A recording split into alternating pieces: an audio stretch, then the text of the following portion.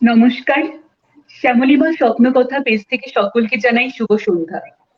আমাদের সাথে আছেন আসাম ইউনিভার্সিটির VC doctor Tapodhir Bhattacharya sir, এবং আমাদের সাথে আছেন কালিয়াগঞ্জ কলেজের অধ্যাপক দেবাশিস ভৌমিক স্যার। তাদেরকে আপনারা সকলেই চেনেন, আমার আলাদা করে পরিচয় দেওয়ার দরকার নেই, তবুও কিছু পরিচয় দিতে হয় নিয়ম মাফিক। আমি আগে স্যারকে পরিচয় করাবো, ডক্টর তপোধীর ভট্টাচার্য স্যারকে। এই সময়ের পুরোধা সাহিত্যতাত্ত্বিক ও সমালোচক তপোধীর ভট্টাচার্য, বাংলা সাহিত্যের খ্যাতনামা চিন্তাবিদ। জন্ম 12ই ফেব্রুয়ারি 1949 সালে।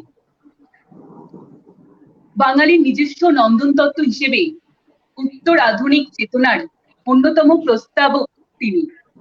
এখনো পর্যন্ত তার 134টি বই প্রকাশিত হয়েছে। তুমি সেই পীড়িত কুসুম তার প্রথম কাব্যগ্রন্থ। মোট 32টি কবিতা সংকলন তার রয়েছে। আসাম বিশ্ববিদ্যালয়ের উপাচার্য হিসেবে কার্যদক্ষতার পরিচয় দিয়েছেন তিনি। এছাড়া দিল্লি বিশ্ববিদ্যালয়ের মর্যাদাবান রবীন্দ্র অধ্যাপক হিসেবেও কাজ করেছেন। ছিলেন বাংলা সাহিত্যের এমেরিটাস অধ্যাপকও। নিরন্তর মনন চর্চা করাই তার জীবনের একমাত্র ব্রত।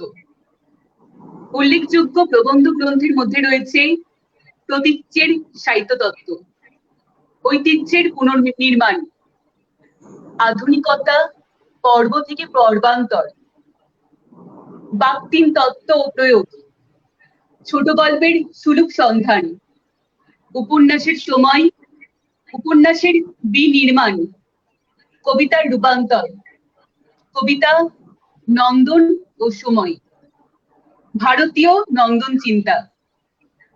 এবং এই কিছুদিন আগে তার মানে করোনা এবং লকডাউন শুরু হওয়ার আগে কলকাতা বই মেলায় তার প্রকাশিত শেষ বইটা জীবনানন্দের নির্বাচিত কবিতা ইত্যাদি। এবার আমি একটু দেবাশিস ভৌমিক স্যারকে পরিচয় করিয়ে দেবো। ডক্টর দেবাশিস ভৌমিক স্যার, তিনি কালিয়াগঞ্জ কলেজের অধ্যাপক। তার কয়েকটা বইয়ের নাম আমি বলবো। উপভাষা মিশ্রণ বিলুপ্তি, নদিয়ার ভাষা। তিনি কয়েকটা জীবনী গ্রন্থ লিখেছেন ডিএল রায়ের ওপর, রজনীকান্তের ওপর, স্বর্ণকুমারী দেবীর ওপর, অবনীন্দ্রনাথ ঠাকুর, রাজশেখর বসু। এছাড়াও তার আরো কিছু লেখা আমরা পাই। আনন্দবাজার পত্রিকায় তিনি ফিচার লিখেছেন এবং দেশ পত্রিকায় কিছু কবিতা। শিক্ষাপ্রতি রবীন্দ্রনাথ তার একটা গ্রন্থ। এছাড়া বাংলার পদবী কথা। আমি আজকের সঞ্চালনার ভার এবং পরিচালনার ভার অনুষ্ঠান আমি ডক্টর দেবাশিস ভৌমিক স্যারের ওপর অর্পণ করছি। ধন্যবাদ। ধন্যবাদ সহেলি। ধন্যবাদ সহেলি। হ্যাঁ, আসলে এমন একজন মানুষকে নিয়ে আজ আমাদের এই আলোচনা, যাকে নিয়ে আলোচনার এখনো এত বেশি অবকাশ রয়েছে, যাকে নিয়ে এত বেশি গবেষণার সুযোগ রয়েছে, সেই সুযোগ কিন্তু আমরা এখনো বোধহয় পুরোপুরি কার্যকর করে উঠতে পারিনি। এটা প্রথম কথা। কারণ এখনো জীবনানন্দকে বোধহয় মানে অনেক অনেক তার ভাঁজ, অনেক পরত এখনো তার লেখার মধ্যে, তার কবিতার মধ্যে আমাদের খুলতে হবে। সেগুলো আমাদের সঙ্গে আছেন পণ্ডিত এবং বিদগ্ধ মানুষ, যাকে আমিও অসম্ভব শ্রদ্ধা করি জীবনানন্দ গবেষক হিসেবে। তার সুনাম শুধু বাংলায় নয়, বাংলার বাইরেও যথেষ্ট পরিচিত এবং সবাই জানেন। ডক্টর তপোধীর ভট্টাচার্য, তাকে আজ পেয়েছি। ফলে আমরা দুজন আমাদের আলাপচারিতার মধ্যে দিয়েই একটু একটু করে আমরা এগিয়ে যাব জীবনানন্দকে কতটা আমরা ব্যাখ্যা করতে পারি। কারণ আগেই বলেছি যে একটা সাগর, তার জল নিয়ে আমাদের বসতে হচ্ছে। আমরা হয়তো কয়েকটা বিন্দু তুলে সেটার একটা মূল্যায়ন করবার চেষ্টা করব মাত্র, এইটুকুই আমাদের যেটুকু করার। এখন যতদূর মনে পড়ে যে সেটা ঢাকাতে 1927 সাল তখন প্রগতি পত্রিকা ওই হাতে লেখা থেকে ছাপার অক্ষরে আসছে আর কি। সেই সময় সম্পাদক দুজনকে বাদ দিয়ে যাদের কবিতা সবচেয়ে বেশি প্রকাশিত হয়েছিল, প্রচুর পরিমাণে ছাপা হচ্ছিল, তাদের মধ্যে ছিলেন একজন বিষ্ণু দে আর অন্যজন কিন্তু এই জীবনানন্দ দাশ। পত্রিকার সূত্রপাত থেকেই জীবনানন্দের লেখা সেখানে বেরিয়েছে, অর্থাৎ জীবনানন্দ দাশ যখন লিখতে শুরু করছেন তার একেবারে গোড়ার দিককার লেখাই প্রগতিতে তখন বেরোচ্ছে। 1333 বঙ্গাব্দের কথাই আমি বলছি, প্রথম দিকে, মানে শুরুটা তো একটা জায়গা থেকে করতে হবে, তো সেই হিসেবে আমি শুরু করছি। সেখানে পিপাসার গান, অনেক আকাশ, এগুলো সেই সময় বেরোচ্ছে। তারপরে একে একে বেরিয়েছে সহজ, বেরিয়েছে পরস্পর, জীবন, স্বপ্নের হাতে, নির্জন স্বাক্ষর। তখন অবশ্য এই নির্জন স্বাক্ষর নাম দেওয়া হয়েছিল পুরোহিত, সেই সময় বেরোচ্ছে। কয়েকটি লাইন, বোধ, সেই বিখ্যাত কবিতাটি, আজ, অবসরের গান, এগুলো সব এক এক করে বেরোচ্ছে। এখন এই যে এই কবিতাগুলো যখন বেরোচ্ছে তখন একটু অবাক হয়ে যাচ্ছেন সমকালের কবিকুল। এবং বুদ্ধদেব বসু তখন তার সম্পর্কে লিখছেন, পরবর্তীকালে লিখেছেন যে জীবনানন্দ বাবু বাংলা কাব্য সাহিত্যে একটি অজ্ঞাতপূর্ব ধারা আবিষ্কার করেছেন বলে আমার মনে হয়। তিনি এ পর্যন্ত মোটেই পপুলারিটি অর্জন করতে পারেননি, বরঞ্চ তার রচনার প্রতি অনেকেই বোধহয় বিমুখ। অচিন্ত বাবুর, মানে অচিন্ত সেনগুপ্তের কথা সম্ভবত বলছেন, অচিন্ত বাবুর মতো তার এরই মধ্যে অসংখ্য ইমিটেটার জোটেনি। তার কারণ বোধহয় এই যে জীবনানন্দ বাবুর কাব্যরসের যথার্থ উপলব্ধি একটু সময় সাপেক্ষ। তার কবিতা একটু ধীরে সুস্থে পড়তে হয়, আস্তে আস্তে বুঝতে হয়। তাই জীবনানন্দ দাশ সম্পর্কে বোধহয় বুদ্ধদেব বসুর এই যে মূল্যায়নটুকু, এই মূল্যায়নটা আমাদের এই আজকের যে আলোচনা, সেই আলোচনার মধ্যে বারবার ঘুরে ঘুরে আসবে, যে আস্তে আস্তে পড়তে হয়, তার যথার্থ ধীরে ধীরে উপলব্ধি করতে হয়। এবং এই সময়ে, অর্থাৎ জীবনানন্দ যে সময় তার লেখার কাজটা শুরু করছেন, তার একটু আগে পরে তাকে অনেকগুলো মানে প্রতিবন্ধকতার মধ্যে দিয়ে, তাকে অনেক রকম বাধার মধ্যে দিয়ে আসতে হয়েছিল। ব্যক্তি জীবন, একজন কবির ক্ষেত্রে তার ইতিহাসের একটা বড় গুরুত্ব আছে, কারণ জীবন তো তার ওই সংগ্রামের ইতিহাসটুকুকে বাদ দিয়ে নয়, তার লেখার যে পরিসর, সেই পরিসরের সঙ্গে সেই ইতিহাসটাও ঘনিষ্ঠভাবে অন্বিত হয়ে থাকে। আমি স্যারের কাছে শুনবো, যেমন ধরা যাক সিটি কলেজের চাকরিটা খুইয়েছিলেন, এটা একটা। দ্বিতীয়ত জীবিকার প্রয়োজনে টিউশনি করেছেন, ইন্স্যুরেন্স কোম্পানির এজেন্টের কাজ করেছেন, ছোট ভাইয়ের কাছ থেকে টাকা ধার নিয়ে ব্যবসা শুরু করেছেন এবং বিরাট ক্ষতির মুখেও পড়েছেন, রেশনের দোকানের পারমিটের জন্য রাইটার্সে ধর্ণা দিয়েছেন। মানে এগুলো কিন্তু জীবনানন্দ, যে কবি জীবনানন্দ দাশকে আমরা একজন কবি বলে বা একটা মনে করি যে তিনি যেন অন্য গ্রহের একজন মানুষ এবং সেই গ্রহের চিন্তা ভাবনা নিয়েই তিনি কবিতা লিখছেন, তিনি আমাদের কেউ নন, এই ভ্রান্তিটা প্রথমে কাটিয়ে নেওয়া ভালো। অর্থাৎ বাস্তব জীবনের যে আটপৌড়ে লড়াই, সেই লড়াইয়ের মধ্যে দিয়েই কিন্তু জীবনানন্দ দাশ তার পথ চলাটা শুরু করেছেন। এবং এর সঙ্গে যুক্ত হয়েছে সেই সময়ে তার কবিতার প্রতি পাঠকের একটা বড় শীতল নিষ্পৃহতা। কেন? সেই সময়ের পাঠক জীবনানন্দের কবিতা ঠিক মতো পড়ছিলেন হয়তো, কিন্তু বুঝতে পারছিলেন না, কিংবা বুঝেও না বোঝার ভান করছিলেন, বা হয়তো তার গভীরে ঢুকতে পারছিলেন না। একটা অদ্ভুত নিষ্পৃহ ভাব তার কবিতার পাঠকদের মধ্যে ছিল। জীবনানন্দ নিজেও এক সময় বলেছিলেন যে প্রশংসা যেটুকু তার কপালে জুটেছে সেটা নেহাতি অন্তঃসার শূন্য।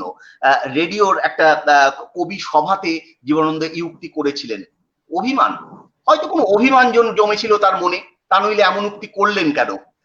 আপনি অবাক হয়ে যাবেন এই কথাগুলো দেখলে, যে রবীন্দ্রনাথ তার সম্পর্কে শুধু ব্যয় করলেন একটি ছোট্ট সমাসবদ্ধ শব্দ, চিত্র রূপময়। আচ্ছা, আমাদের কি মনে হয় না যে জীবনানন্দের কবিতা সম্পর্কে রবীন্দ্রনাথের অনেকটা বলার ছিল, অনেকটাই বলতে পারতেন?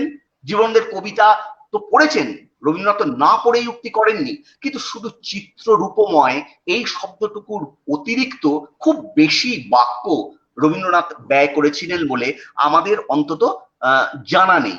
ফলে আমাদের মনে হয় এইখানেও জীবনানন্দের মূল্যায়নে, জীবনানন্দ সম্পর্কে যে মূল্যায়ন রবীন্দ্রনাথের, তাও যেন একটা সীমাবদ্ধতা পেয়ে গেছে রবীন্দ্রনাথের হাতে। জানি না সেটা রবীন্দ্রনাথের যারা সেই সময় রবীন্দ্র বলয়ের কবিকুল বা রবীন্দ্র সমালোচক যারা, তারা হয়তো জীবনানন্দ সম্পর্কে আর বেশি কিছু রবীন্দ্রনাথকে দিয়ে বলাতে চাননি। তাদেরও কোনো ভূমিকা থেকে থাকতে পারে, রবীন্দ্রনাথ শুধু এইটুকু মন্তব্যই করেছিলেন। আজকে যেহেতু আমাদের এই আলোচনায় আমি আমার খুব শ্রদ্ধেয় একজন পণ্ডিত মানুষকে আমার সঙ্গে পেয়েছি, তার বিভিন্ন লেখা আমি পড়েছি, কিছু এখনো পড়া হয়নি। তো আমি একটি নিবন্ধ পড়ছিলাম তার, আমার অসম্ভব ভালো লেগেছে। নিবন্ধটির নাম আধুনিকতা পেরিয়ে। এবং এইখানে তিনি বলছেন, অর্থাৎ তপোধীর বাবু বলছেন যে যে ধরনের নির্মম বিদ্রূপ এবং অশালীন আচরণ জীবনানন্দের উপর বর্ষিত হয়েছিল, আর কোনো আধুনিক কবির প্রতি তেমনটা হয়নি। মানে আমি যে এতক্ষণ যে লড়াইয়ের কথা বললাম, যে সংগ্রামের মধ্যে দিয়ে জীবনানন্দের উঠে আসবার কথাটা বললাম, তপোধীর বাবু সেই দিকটাই বোধহয় ইঙ্গিত করছেন। আমি স্যারকে বলবো, স্যার যদি একটু বলেন তার এই শুরুর জায়গাটা, তিনি কিভাবে একটু একটু করে বিভিন্ন উপল বন্ধুর যে পথ, সেই পথ অতিক্রম করে নিজের একটা অন্য পৃথিবীর সন্ধানে হাঁটা শুরু করেছিলেন, সেইটা আমি আপনার কাছ থেকে একটু জানতে চাইছি। ধন্যবাদ ডক্টর ভৌমিক। আপনি ওই প্রাসঙ্গিক কথাবার্তা বলতে গিয়ে অনেকগুলো কথাই বললেন, যথেষ্ট গুরুত্ব আছে সেই সব কিছু। তো আমি প্রথমেই যে কথা বলতে চাই, যে আপনি শুরুর দিকে বলেছেন যথার্থ, যে জীবনানন্দকে আমরা আজও বোধহয় পুরোটা বুঝে উঠতে পারিনি। আমার নিজেরও তাই ধারণা। আমরা কবে সেই মুহূর্তে পৌঁছবো যখন আমরা নিশ্চিত করে বলতে পারবো যে জীবনানন্দের অনেকখানি, পুরোটা শব্দটা তো নই, ব্যবহার করা যাবেই না, অনেকখানি আমরা বুঝতে পেরেছি, এরকম মুহূর্ত কখনো আসবে কিনা আমার ঘোর সন্দেহ আছে। কিসের জন্য কথাটা? একজন কবি, তিনি তো প্রয়াত হয়েছেন, আমরা সবাই জানি সেই ট্রাম অ্যাক্সিডেন্টের খবর, আমরা সবাই জানি এটা অকাল মৃত্যু। বিশেষ করে জীবনানন্দের মতো বাংলা সাহিত্যের প্রশস্ততম কবি যিনি, তার এরকম অকাল মৃত্যু আমাদের অনেক কিছু থেকেই হয়তো বঞ্চিত করেছে। কিন্তু তার যে সৃষ্টি জীবন, সেটা এখন পুরোপুরি উন্মুক্ত আমাদের কাছে। তিনি, তার সম্পর্কে যেহেতু আমাদের কৌতূহলের শেষ নেই, এবং গবেষকদের নানা ধরনের অক্লান্ত পরিশ্রমের ফলে, তাদের জিজ্ঞাসা পুনঃ জিজ্ঞাসার ফলে আমরা এখন জেনে গেছি যে জীবনানন্দের জীবনে অনেকগুলো মোড় কিন্তু তিনি অতিক্রম করে গেছেন, এবং সেই সঙ্গে পাল্টে গেছে তার নন্দনের বোধ। কারণ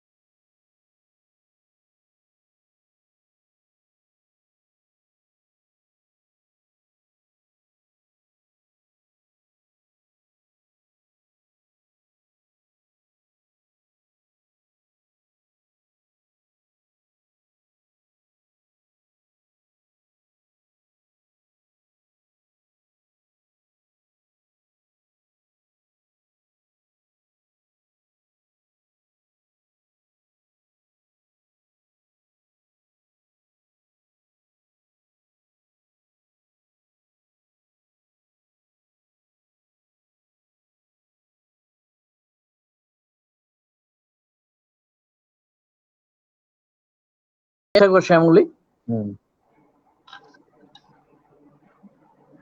আরেকজন কেউ আছেন কি? আর কেউ আছেন? সোহেলি, কেউ কারোর কথা বলবে? কমেন্টস ম্যাডামের পড়ে নি যে আমার ভাতৃপ্রতিম ডক্টর দেবাশিস ভৌমিককে অনেক শুভেচ্ছা, চমৎকার শুরু হলো। অনেক অনেক ধন্যবাদ শ্যামলীদি, অনেক ধন্যবাদ। আচ্ছা, আমরা আলোচনাটাই আবার আসি আর কি। জীবনানন্দের যে প্রথম দিককার যে জীবন, সেই জীবনের এই লড়াই সংগ্রাম ইত্যাদির কথা আমরা বলছিলাম। তো মানুষটিও প্রথম থেকে একটু অদ্ভুত ছিলেন, কারণ আজকের আলোচনা যারা শুনছেন তাদের জন্য একটু তার যে আগেকার জীবন, অর্থাৎ যখন তিনি এই একটু একটু করে কবিতার জগতে, তার অন্য পৃথিবীতে তার পা রাখবার কথা ভাবছেন, সেই সময়টায় কিছু অদ্ভুত আচরণ তার মধ্যে লক্ষণীয় হয়েছিল। যেমন যে ঘরটাতে তিনি থাকতেন, শোনা যায় সেই ঘরে তিনি একাধিক ইংরেজির অধ্যাপক ছিলেন, ফলে ইংরেজির বিভিন্ন সংবাদপত্র তার ঘরে থাকতো, এবং সেই সংবাদপত্রগুলিতে তিনি নাকি আন্ডারলাইন করে রাখতেন বিশেষ বিশেষ কিছু শব্দ, এবং পেন্সিল দিয়ে তার পাশে সেগুলোর নানা রকম মানে কিছুটা আভিধানিক অর্থ লিখতেন। তার পাশাপাশি তার আবার নাকি কিছু নিজের শব্দ তৈরি করতেন, শব্দ তৈরি করে লাগাতেন, এবং সেই শব্দগুলো তিনি পরে কবিতায় নাকি ব্যবহার করেছেন, এটা শোনা যায়। মনে রাখতে হবে, স্যার একটু আগে উল্লেখ করলেন যে তিনি ইংরেজি সাহিত্যে অধ্যাপনা করেছেন, কিন্তু একটা প্রথম থেকেই তার মধ্যে একটা স্বাতন্ত্র দেখা যাচ্ছিল। কি স্বাতন্ত্র? তখনকার অন্যান্য যে ইংরেজি সাহিত্যের অধ্যাপকেরা ছিলেন, তারা যখন শেক্সপিয়ার পড়াচ্ছেন, মিল্টন পড়াচ্ছেন, ওয়ার্ডসওয়ার্থ, শেলি কিংবা কিটস পড়াচ্ছেন, সেখান থেকে কিন্তু জীবনানন্দ নিজেকে একটু সরিয়ে আনছেন। অর্থাৎ এগুলোর পাশাপাশি তিনি পড়াচ্ছেন ইয়েটস পড়াচ্ছেন, Matthew Arnold, Swinburne, Walter de la Mare, Eliot, Ezra পাউল, Mallarme, Rimbaud, Rilke, Eluard, Verlaine, এদের, অর্থাৎ সেই সময়ের ইংরেজি অধ্যাপকেরা যা ভাবছেন পাশ্চাত্য সাহিত্য নিয়ে, তার চেয়ে অনেক বড়, তার ভাবনার পরিসরটা আরো অনেক বড়। অর্থাৎ তিনি যেন পৃথিবী, নিজের পৃথিবীটা নির্মাণ করবেন বলে পা রাখছেন একটু একটু করে। তার সঙ্গে স্যার একটু আগে একটা আগের আলোচনায় বলেছিলেন যে দুটো ডানা চাই, একটা মানুষকে উঠতে গেলে দুটো ডানা চাই। পূর্ববর্তী একটা আলোচনায় শুনেছিলাম যে একসঙ্গে তার যে বৈদগ্ধ আর তার পাশাপাশি তার ভাষা জ্ঞান, অর্থাৎ তিনি পড়বার যে কৌতূহল, অন্য সাহিত্য আরো নতুন কি লেখা হচ্ছে, এইগুলো তার মধ্যে একটা অবিরাম কৌতূহলের জায়গা তৈরি করছিল। এর ফলে হলো কি, তিনি অন্যান্য ইংরেজি সাহিত্যের অধ্যাপকদের তুলনায় কোথায় যেন একটু আলাদা হয়ে যাচ্ছেন, ক্রমশ আলাদা হয়ে যাচ্ছেন। ভাবনা চিন্তার জগতে তিনি একটা স্বাতন্ত্র্য তৈরি করবার চেষ্টা করছেন, এবং এটা যখন হচ্ছে এবং কবিতা লিখছেন, সেই সময়ে প্রগতিতে বেরোচ্ছে বা অন্যান্য সব জায়গায় তার লেখা বেরোচ্ছে, সেই সময় তার হঠাৎ মনে হয়েছিল যে আচ্ছা, আমি যেভাবে পড়াচ্ছি, আমি যেভাবে লিখছি, মানুষ কি ঠিক সেভাবে আমার কবিতা নিচ্ছে না? তার মধ্যে একটা কোথাও যেন একটা সংশয় যে কাজ করেনি তা নয় সেই সময়ে। কারণ 23 বছর পরে এই পাণ্ডুলিপি পড়েছিল, রূপসী বাংলার পাণ্ডুলিপি 23 বছর পড়ে থাকলো। কেন পড়ে থাকলো? নিশ্চয়ই তার চাহিদাটা তৈরি হয়নি, কেউ চাননি, পাঠক চাননি, প্রকাশক চাননি, তা নইলে কেন পড়েছিল? কিন্তু একটা কথা ঠিক, যে জীবনানন্দ কিন্তু প্রথম থেকেই যে কথাটা বারবার বলতে চেয়েছিলেন, কবিতার মধ্যে দিয়ে বলেছিলেন, তোমরা যেখানে সাধ চলে যাও, আমি এই বাংলার পরে রয়ে যাব, দেখিব কাঁঠাল পাতা ঝরিতেছে ভোরের বাতাসে, দেখিব খয়েরি ডানা শালিখের সন্ধ্যায় হিম হয়ে আসা, ধবল লোবের নিচে হলুদ ঠ্যাং, ঘাসে অন্ধকারে নেচে চলে একবার দুইবার, তারপর হঠাৎ তাহারে বনের হিজল গাছ ডাক দিয়ে নিয়ে যায় হৃদয়ের পাশে। অর্থাৎ জীবনানন্দ দাশ কিন্তু তার এই যে এত অপ্রাপ্তি, তার মধ্যে যে বেদনা, তার যে অভিমান, সে অভিমান থেকে তিনি কিন্তু তখনো পর্যন্ত অন্য কোথাও চলে যাবেন, অন্য কিছু করবেন, এমন ভাবনাটা তার মধ্যে হয়নি। তিনি কিন্তু তখনো পর্যন্ত ভাবছেন যে আমি এই বাংলাকে ভালোবেসে বাংলার কাছেই থাকবো, বাংলা নিয়েই থাকবো।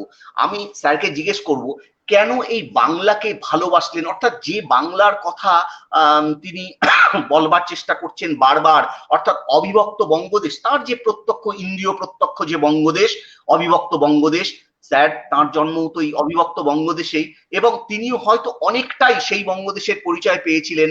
আপনার শৈশব, আপনার ছোটবেলা, এইগুলো নিয়ে যদি একটু বলেন যে জীবনানন্দ কেন এইগুলোকে একটু একটু করে তার সাহিত্যের সঙ্গে, তার কবিতার সঙ্গে মেলানোর চেষ্টা করছেন, মানে এই উপমা, এই রূপক ব্যবহারের ক্ষেত্রে সেই সময়ের যে নিসর্গ, সেই সময়ে তার চারপাশে দেখা যে আকাশ, শিশির পড়া, সন্ধ্যার প্রদীপ, এইগুলো বা ধানের গোলা, এগুলো কেন এইভাবে তার কবিতায় এলো, অর্থাৎ তিনি কেন এইভাবে ভাবছেন? স্যার একটু বলুন, আপনার শৈশবটাও তো একটা সময় এইগুলো দেখতে দেখতে বড় হয়ে ওঠা আপনার, তা আপনার মনে হয় না যে এগুলো আপনিও দেখেছেন, আপনার নিজের চোখে দেখা জগৎ? একটু যদি বলেন স্যার। ডক্টর ভৌমিক, আমি কথাটাকে একটু অন্যভাবে বলতে চাইছি। প্রথমত আপনার বক্তব্যের প্রথম অংশটা যেটা, সেটা নিয়ে একটু খুব সংক্ষেপে, অতিশয় সংক্ষেপে আমি একটি কথা বলতে চাইছি যে হ্যাঁ, এটা ঠিক, আপনি আগেও বলেছেন একটু আগে শুরুতে, যে জীবনানন্দ তো জীবনের যুদ্ধে লিপ্ত ছিলেন এবং নানা রকম কাজ করার চেষ্টা করেছেন। এক ধরনের অনিশ্চয়তা বোধ সেই সময়কার যে অর্থনৈতিক পরিবেশ ছিল ঔপনিবেশিক বাংলায়, সেটা থেকে তিনি মুক্ত ছিলেন না। আমি সেই সঙ্গে এটা, এই একটা লড়াই তো তার ভেতরে ছিলই।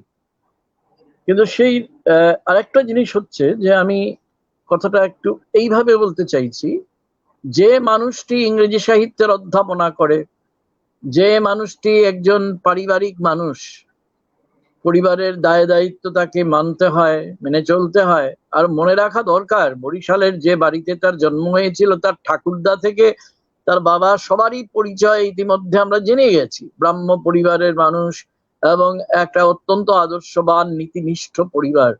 তো সেই পরিবারে তিনি কিছু মূল্যবোধ সঙ্গে নিয়েই জন্মেছিলেন, তার সঙ্গে যুক্ত হয়েছিল, সম্পৃক্ত হয়েছিল তার নিজস্ব কিছু ভাবনার প্যাটার্ন বলবো, ভাবনার প্রকরণ তার মনের মধ্যে, তার মনস্তত্ত্বের নানা বিভঙ্গ।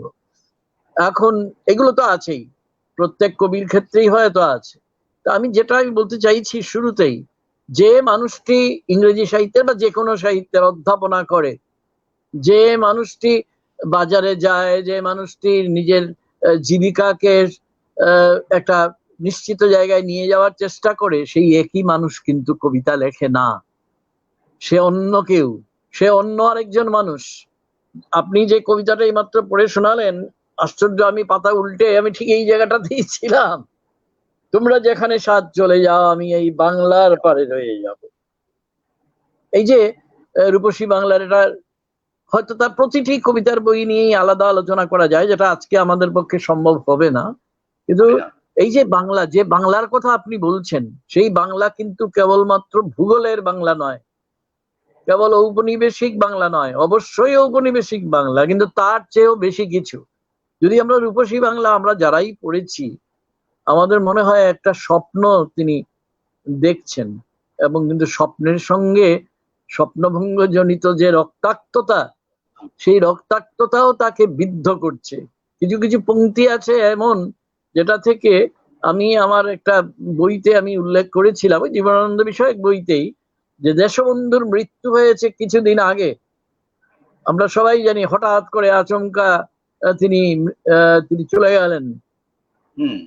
বাংলার ক্ষতি হলো খুব বেশি, বাঙালির ক্ষতি হলো তারও চেয়েও বেশি। তো এই ব্যাপারগুলো হয়তো জীবনানন্দকে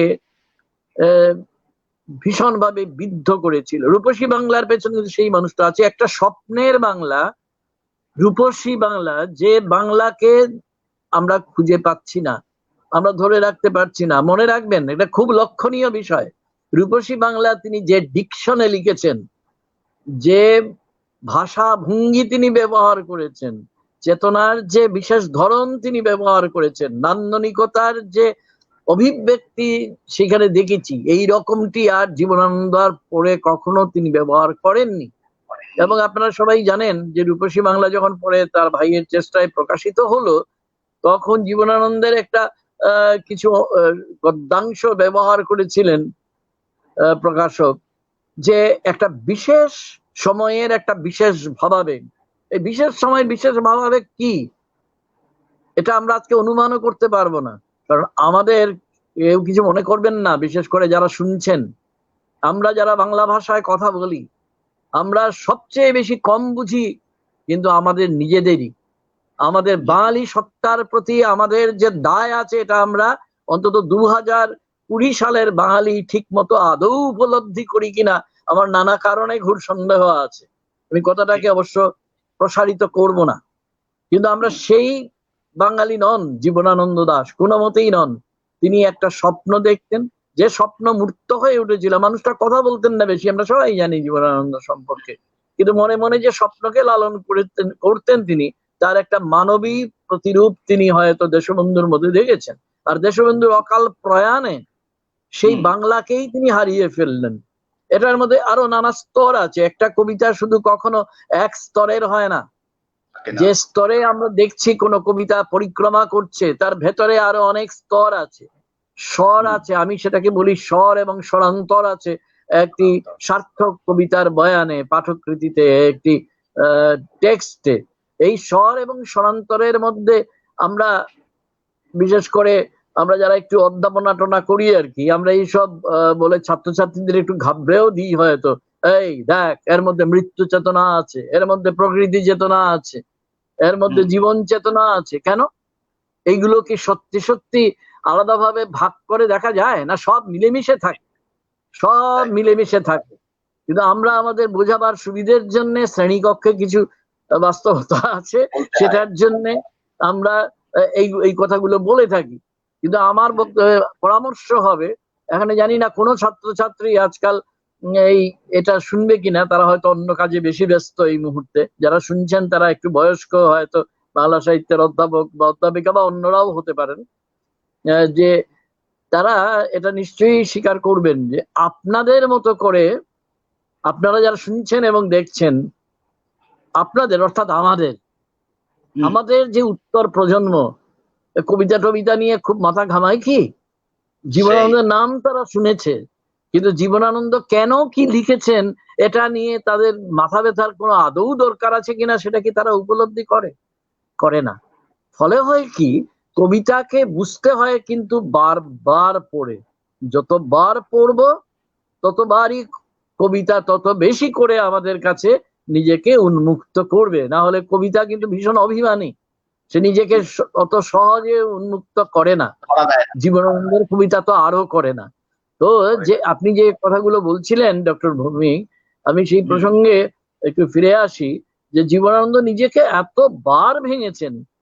ভাবুন তো। আচ্ছা, ঝরা পালক না হয় বুঝলাম, সে তো একেবারে প্রথম দিকের রচনা, তার মধ্যে নজরুলও আছেন, মোহিতলালও আছেন খানিকটা, এমনকি খুঁজলে যতীন্দ্রনাথ সেনগুপ্তকেও পাওয়া যেতে পারে, এরকম। এটা স্বাভাবিক। কিন্তু তারপরে যখন তিনি ওই যে কেউ যাহা বলে নাই আমি সেই বাণী বয়ে আনি, একটু আগে যে শোনালাম আমি, ধূসর পাণ্ডুলিপির পর্যায়ে এসে জীবনানন্দ নিজেকে খুঁজে পেলেন এবং তারপর তার পেছন ফিরে তাকাননি। কিন্তু ধূসর পাণ্ডুলিপির মতো তিনি বনলতা সেন লেখেননি, একই কলমে তিনি মহাপৃথিবী লেখেননি। মহাপৃথিবী থেকে যখন 7টি তারার তিমিরে তার উত্তরণ ঘটলো, তখন সেখানেও আরেক জীবনানন্দ, এক কবি জীবনানন্দ তো নন। এই যে কবি সত্তার এই যে বিবর্তন, সূক্ষ্ম বিবর্তন, এবং এই সূক্ষ্ম বিবর্তনটা এক সময় খুব চোখে পড়ার মতো হয়। এটাকে আমরা যত উপলব্ধি করতে পারবো ততই কিন্তু জীবনানন্দের কবিতা আমাদের কাছে নিজেকে মেলে ধরবে। এটা বেশ অধ্যবসায়ের কাজ, আর তার চেয়ে বেশি দরকার হচ্ছে অখণ্ড মনোযোগের বিষয়। এইরকমই আমার মনে হয়। ঠিক ঠিক স্যার। আসলে আপনি একটু আগে বলছিলেন যে বাংলাকে উনি যেভাবে দেখেছেন বা বাংলা যেভাবে হারিয়ে যাচ্ছিল, ওই ঝরা পালকে যখন দেশবন্ধুর প্রয়াণে বোধহয় সম্ভবত কবিতাটি তখন প্রকাশিত হয়েছিল। আসলে হ্যাঁ, সেই সময় 2-এর দশক মানে হচ্ছে একটা আশাভঙ্গের যুগ। অর্থাৎ সেই সময় একই সঙ্গে স্বাধীনতা আন্দোলনটুকু বাদ যদি আমি দিই, এক মানুষের সঙ্গে একজোট হয়ে স্বাধীনতা আন্দোলন করছে, এটা যেমন একটা চিত্র, তার পাশাপাশি একটা নৈরাশ্য, মানুষে ব্যবধান, বিশ্বাসহীনতা, অস্তিত্বের সংগ্রাম, এগুলো হয়তো খুব প্রত্যক্ষভাবে সকলের চোখে আসেনি। জীবনানন্দ কবি বলেই হয়তো তার কাছে এইগুলো ধরা পড়েছিল, এবং একটা গভীর শূন্যতা তিনি উপলব্ধি করেছিলেন। এবং একটা আশ্রয় পাবার জন্য যেন মানুষ ওপরের দিকে দুহাত তুলে দাঁড়িয়েছিল, কিন্তু কোনো আশ্রয় না পেয়ে মুখ থুবড়ে পড়েছিল মাটিতে। তাই জীবনানন্দের হয়তো মনে হয়েছিল কোনো এক সময় যে রবীন্দ্রনাথ তার কবিতার মধ্যে যে মাধুর্য এবং লালিত্য আনছেন, এই মাধুর্য এবং লালিত্যটা বোধহয় এখন আমাদের কাম্য নয় কবিতায় আসা। লিখছেন, জানু ভেঙে পড়ে গেলে হাত কিছুক্ষণ আশাশীল হয়ে কিছু চায়, কিছু খোঁজে, এছাড়া আকাশ আর নেই। কিংবা এই কবিতাটা, সে সে পাখির মতো স্থির হয়ে বাঁধে নাই নীড়, তাহার পাখায় শুধু লেগে আছে তীর, অস্থিরতা অধীর অন্তর তারে করিয়াছে অস্থির অধীর, তাহারই হৃদয় তারে দিয়াছে ব্যাধের মতন ব্যথা। ফলে বোঝা যাচ্ছে যে রবীন্দ্রনাথের সময়ের যে পৃথিবী, রবীন্দ্রনাথ যে পৃথিবীটা নির্মাণ করতে চাইছিলেন, সেখান থেকে জীবনানন্দ একেবারে সরে গিয়ে অন্য আরেকটা পৃথিবী তৈরি করতে চাইছেন, এবং সেই পৃথিবী ঈশ্বরের তৈরি পৃথিবী নয়, ঈশ্বরের তৈরি পৃথিবী নয়। রবীন্দ্রনাথ এবং রবীন্দ্রানুসারী কবি যারা রবীন্দ্রনাথকে নিয়ে মত্ত, সেই সময়ে তাদেরকে তিনি বোধ কবিতাটা লিখে বুঝিয়ে দিলেন যে আমার পৃথিবীটা একটু আলাদা, সেখানে রূপ ঝরে যায়, তবু যারা করে সৌন্দর্যের বৃথা আয়োজন, যে যৌবন ছিঁড়ে ফেড়ে যায়, যারা ভয় পায় আয়নায় তার ছবি দেখে, শরীরের ঘুণ রাখে ঢেকে, ব্যর্থতা লুকায়ে রাখে বুকে, দিন যায় যাহাদের অসাধে অসুখে, দেখিতেছিলাম সেই সুন্দরীর মুখ, চোখে ঠোঁটে অসুবিধা, ভিতরে অসুখ। লক্ষ্য করলে দেখা যাবে আসলে এই সময় জীবনানন্দ কিন্তু, আমরা সিগমন্ড ফ্রয়েড তার চেতন অবচেতন নির্গান মনের স্তর, এগুলো নিয়ে আমরা সেই সব সিগমন্ড ফ্রয়েডের চিন্তা, তার ভাবনা, সেগুলো নিয়ে তার লিবিডো ইনস্টিংক্ট ইত্যাদি নিয়ে আমরা পরে অনেক আলোচনা করেছি। কিন্তু জীবনানন্দ যে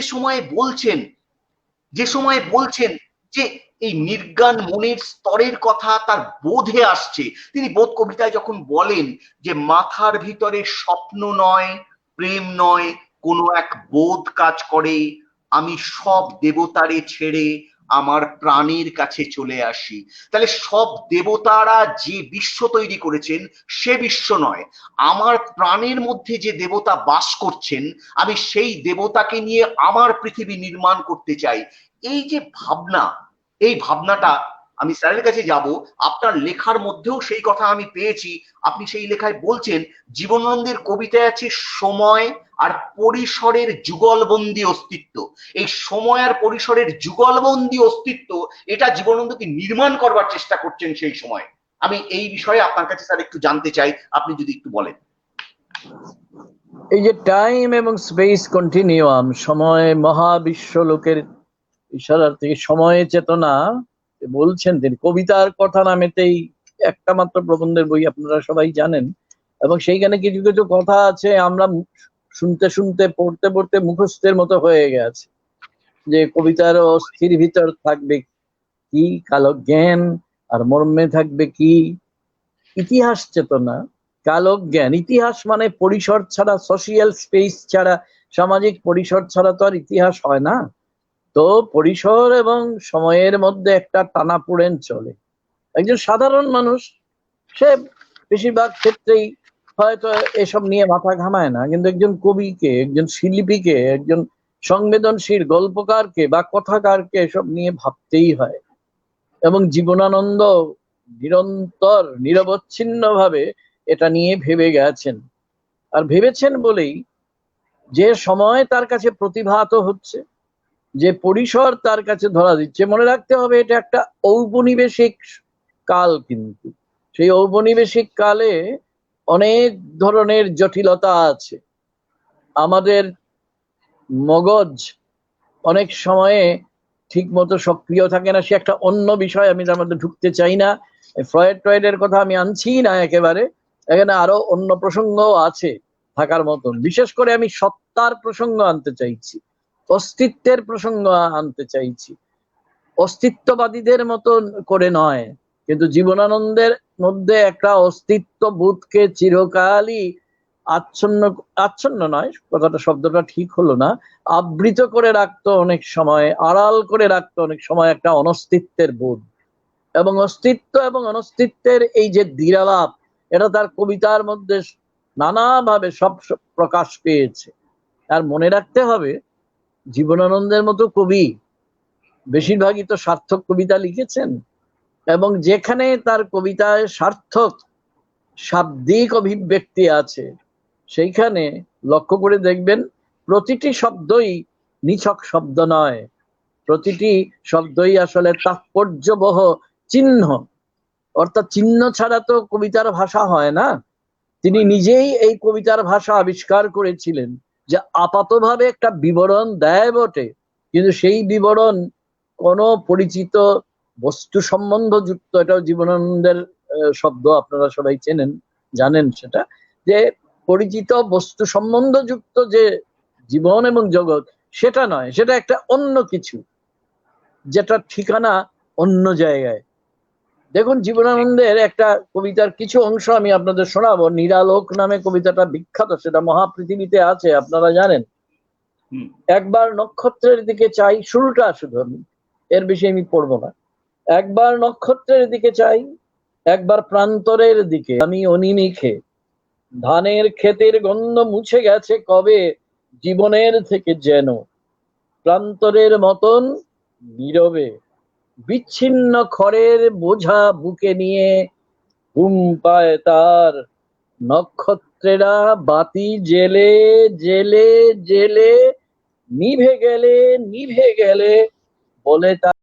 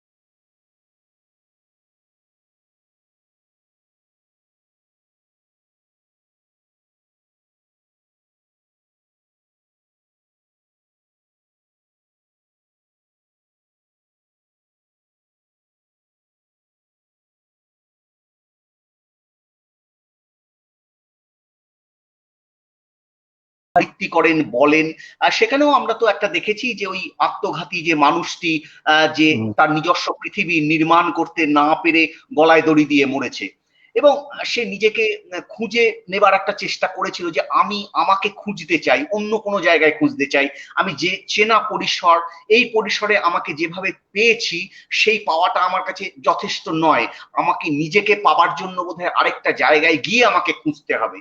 এবং সেটা করতে গিয়ে তিনি নিজেই লিখছেন, কবি লিখছেন যে আত্মহননের পর জীবনানন্দ যখন লেখেন, কোনোদিন জাগিবে না আর জাগিবার গাঢ় বেদনার, অবিরাম অবিরাম ভার সহিবে না আর।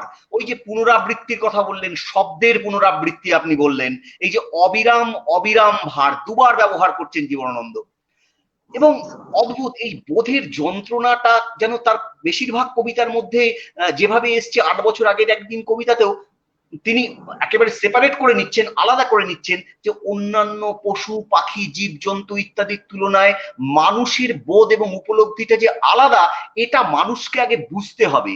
তাই তিনি মশাকে আলাদা করে দিচ্ছেন, পেঁচা, স্থবির ব্যাং, রক্ত ক্লেদ বসা মাছি, এদের কোনো বোধের যন্ত্রণা নেই, এটা বুঝতে হবে। হয়তো আমরা অনেক সময় অন্যান্য প্রাণীর সঙ্গে নিজেকে গুলিয়ে ফেলি, আমি যে একটা আলাদা মানুষ এবং আমার আলাদা অস্তিত্বের অনেকগুলো পরত রয়েছে, এটা একমাত্র মানুষ হিসেবেই আমি উপলব্ধি করতে পারি। এই ভাবনাটা তিনি বারবার করে কবিতার মধ্যে বলবার চেষ্টা করেছেন এবং উল্লেখ করেছেন যে জীবন ফড়িংয়ের দোয়েলের, মানুষের সাথে তার হয় না কো দেখা এই জেনে, অর্থাৎ ওই জীবন ও মানুষ কখনো ওই জীবনটা পাবে না বা ওই জীবন মানুষের নয়। তাহলে কি মৃত্যুই একমাত্র পথ? কবি নিজেই এই প্রশ্ন নিজের কাছে রেখেছেন। কিন্তু একটু আগে আপনি যে কথা বললেন যে তিমির বিলাস নয়, তিমির বিনাশের দিকে একজন কবি এগিয়ে যাচ্ছেন তার কবিতার পসরা নিয়ে, তার ভাবনার যে সম্পদ সেই সম্পদকে নিয়ে তার নিজের পৃথিবী নির্মাণ করবেন বলে, এবং বলছেন এই কবিতার শেষে, আমিও তোমার মতো বুড়ো হব, বুড়ি চাঁদটারে করে দেব কালিদহে বেনো জলে পার, আমরা দুজনে মিলে শূন্য করে চলে যাব জীবনের প্রচুর ভাড়ার। তিমির বিলাস নয়, তিমির বিনাশের এই যে ভাবনা, অনেকেই জীবনানন্দের মধ্যে বলেন যে একটা মরবিডিটি এসেছে, মরবিড চেতনা এসেছে বা মৃত্যু ভাবনা তার মধ্যে এসেছে। কথাটা যে সত্যি নয়, যদি কবিতাটা পড়া যায় ভালো করে তাহলে শেষ দিকটায় সেটা বারবার বোঝা যাচ্ছে এর মধ্যে এসেছে।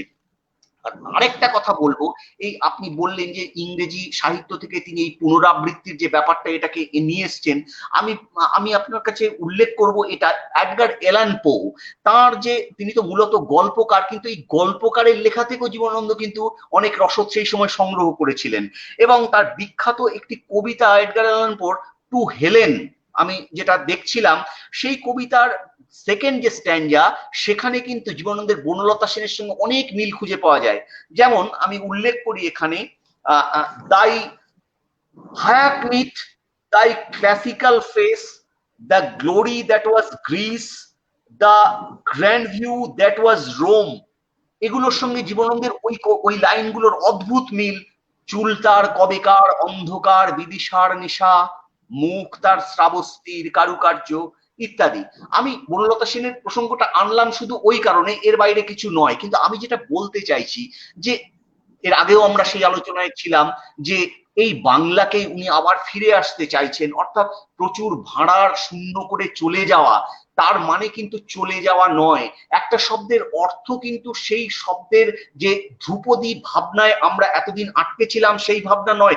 মৃত্যু মানে শুধু মৃত্যু নয়, মৃত্যু মানে বোধহয় কোনো আরেকটা জায়গা থেকে আরেকটা সূত্রপাত, আরেকটা জায়গা থেকে শুরু হওয়া। আমি সেই জায়গায় আমি আসবো, অর্থাৎ ইদানিং খুব সেটা নিয়ে আলোচনা হচ্ছে, সেটা হচ্ছে জ্যাক দেরিদার যে বিনির্মাণ তত্ত্ব, এবং স্যার এটা নিয়ে দীর্ঘ গবেষণা করেছেন, তার একটি বইও আছে এটা নিয়ে। আমি এই বিনির্মাণ তত্ত্ব অর্থাৎ ডিকনস্ট্রাকশন যে থিওরি, সেটা জীবনানন্দের কবিতার ক্ষেত্রে কিভাবে কাজ করেছে, কেন আমার এই কথাটা মনে হলো, আমি একটু ব্যাখ্যা করি, তারপরে আমি এই জায়গাটায় আসবো। যেমন ধরা যাক একটি কবিতা, সেখানে একই সঙ্গে জীবনের কথা আসছে আর মৃত্যুর কথা আসছে, তাহলে জীবনের সমার্থক শব্দ কি মৃত্যু, কিংবা মৃত্যুর সমার্থক শব্দ কি জীবন? আমরা জীবন বলতে আমাদের ধারণায় যা বুঝি তার বাইরেও আরেকটা অর্থ নেতিবাচকতা রয়ে গেছে, সেটা হচ্ছে মৃত্যু।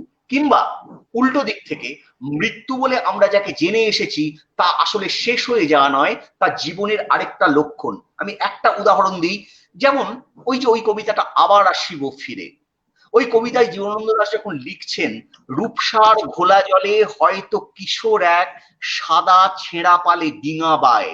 এই ডিঙা বাওয়া মানে জীবনের তরণী বা জীবনকে বয়ে নিয়ে যাওয়া, অর্থাৎ জীবনের প্রতীক, এটা যেমন দেখছি। আবার তার পাশাপাশি হয়তো খইয়ের ধান ছড়াতেছে শিশু এক উঠানের ঘাসে। এই খইয়ের ধান, এই যে রূপকল্প, এই রূপকল্পটা আমরা জানি মৃত্যুর পর যে নিয়ে যাওয়া হয় শবদেহ যখন, তখন এই খই ছড়ানো, তার মধ্যে হয়তো মৃতদেহ নিয়ে যাওয়ার বা শবদেহ নিয়ে যাওয়ার একটা রূপকল্প এখানে ব্যবহার করা হয়েছে। তাহলে এই যে দেরিদার যে বিনির্মাণ তত্ত্ব, সেখানে তিনি বলছেন যে তিনি মূলত দার্শনিক, স্যার বলবেন হয়তো এটা নিয়ে, তার যে ভাবনা যে আমরা প্রচলিত যে শব্দগুলো ব্যবহার করছি, সেই শব্দগুলোর বহুগামিতা আছে, বহুমুখীনতা আছে। তার মধ্যে কোনো একটা অর্থকে আমরা স্পেসিফাই করে নিচ্ছি এবং ভাবছি আমরা জীবনে এই অর্থটাকে ক্রমাগত ব্যবহার করে যাব, কিন্তু এর বাইরে তার অন্যান্য অর্থগুলোকে আমি সরিয়ে রেখে দিচ্ছি। যদি আমি অন্য কোনো অর্থ নিয়ে আবার সেই শব্দটাকে প্রয়োগ করবার চেষ্টা করি, তাহলে জীবনের মানেটা হয়তো বদলে যাবে, জীবনকে হয়তো অন্যভাবে দেখা যাবে। তো এইভাবে যদি আমার মনে হয় যে যদি এই জীবনানন্দের কবিতাগুলো বা বোধের কবিতাটা যেমন মনে হয়, যখন জীবনানন্দ বলেন সব কাজ তুচ্ছ মনে হয়, পণ্ড মনে হয়, সব চিন্তা প্রার্থনার সকল সময় শূন্য মনে হয়, শূন্য মনে হয়। এই শূন্য মানে আসলে কিন্তু শূন্য নয়, এই শূন্য মানে বোধহয় আবার কোনো একটা কিছু শুরু হচ্ছে। আমি সেইটা নিয়ে একটু স্যারের কাছে আসবো। স্যারের বইটিও আছে, সেই বইটি একেবারেই জ্যাক দেরিদার এই বিনির্মাণ তত্ত্ব নিয়ে তার চিন্তা ভাবনার একটি নির্যাস রয়েছে সেই বইটির মধ্যে। আপনি স্যার এই ব্যাপারটা নিয়ে আমাদের একটু বলুন, আমরা এটা আপনার কাছ থেকে একটু জানতে চাই। তার আগে সহেলি বোধহয় কিছু বলবে, আমি সহেলিকে প্রথমে বলি। হ্যাঁ, তুমি বলো, তারপরে আমি স্যারের কাছে আসছি। স্যার, আমি এখানে কিছু প্রশ্ন এসেছে, আমি একটু প্রশ্নগুলো পড়ে নিই। আর যখন করো। স্বপ্ন নয়, শান্তি নয়, ভালোবাসা নয়, হৃদয়ের মাঝে এক বোধ জন্ম লয়। জীবনানন্দের কবিতা বোধ, এই বোধ যার ভিতরে ঢুকে যায়, তার কি স্বাভাবিক জীবন যাপন কিছুটা ব্যাহত হয় স্যার? হ্যাঁ, আমি একটু উল্টো ভাবে মানে একটুখানি এতে বলেছি, কথাটা প্রায় ঠিক এই প্রশ্নের উত্তর নয় যদিও, কিন্তু এটার কাছাকাছি যায়। এটা ঠিক যে এটা যার চেতনায় এই বোধ জন্ম নেয়, আমি জীবনানন্দের কথার পরে প্যারাফ্রেজ করছি না, করে লাভ নেই, তার সবাই সেটা জানেন। তো আমার নিজের উপলব্ধিটা এটাই মনে হয় আর কি, যে বাস্তব জীবনে সবসময়ই আমাদের যে ধরনের নিয়মতান্ত্রিক জীবনের সঙ্গে, নিয়ম কানুনের সঙ্গে আমাদের সবসময়ই একটা সংঘর্ষ হচ্ছে, সেইখানে আমরা আমাদের চেতনার উদ্দীপনের সব খবর রাখতে পারি না, আমরা নিজেরাই রাখতে পারি না।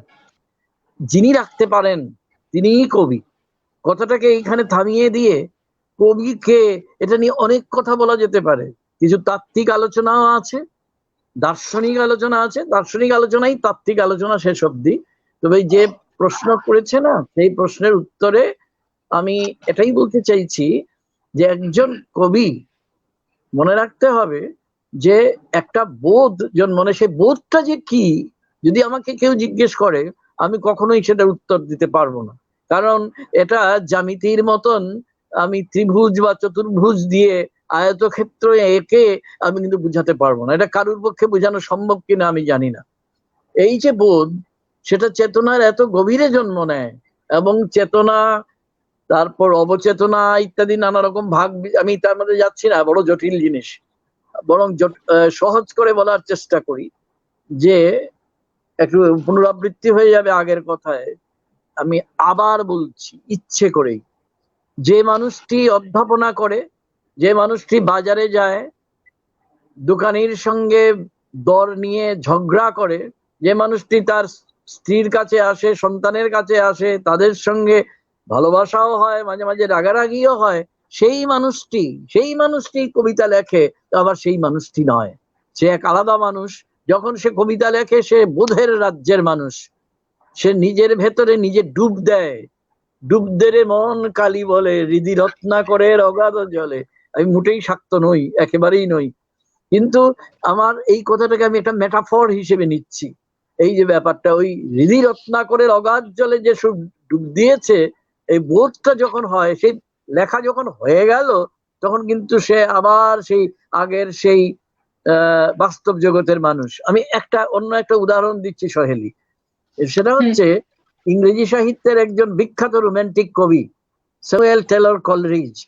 তার লেখা একটা অনেকগুলো বিখ্যাত কবিতার মধ্যে একটার কথা বলছি, কুবলা খান। এই কবিতাটা কিন্তু তিনি শেষ করে যেতে পারেননি, এবং উনি একটা ট্রেন্সের মধ্যে, অনেকে বলে ওপিয়াম খেয়েছিলেন, আফিং টাফিং খেয়েছিলেন, এবং এর মধ্যে একটা নেশা নেশা ভাব ছিল, এবং তারপরে লিখছেন।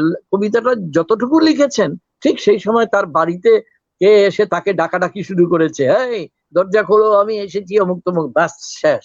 মানে প্রেরণা, ইন্সপিরেশন, এটা নিয়ে অবশ্য অনেক তর্ক বিতর্ক আছে, আমি তর্ক করব না, তর্কর জায়গা এটা নয়, কিন্তু ইন্সপিরেশন শেষ, রোমান্টিক কবি তো, তার কবিতাও শেষ।